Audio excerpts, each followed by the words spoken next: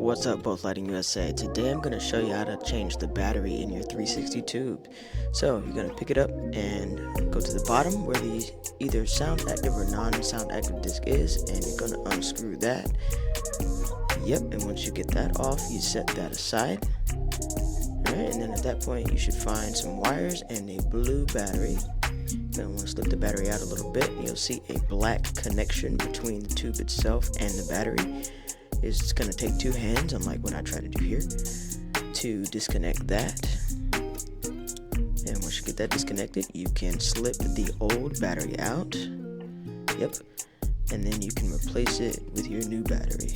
And check out the one hand action here. This is crazy.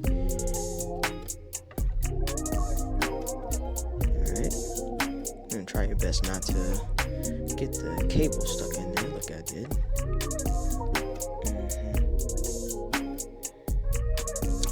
Once you get that new battery slipped in there, make sure that the felt side that's halfway down the tube is going in. On the top, going toward the screen, you're going to want to reconnect your battery and then turn the tube on just to make sure it works, and you're all good to go. Peace.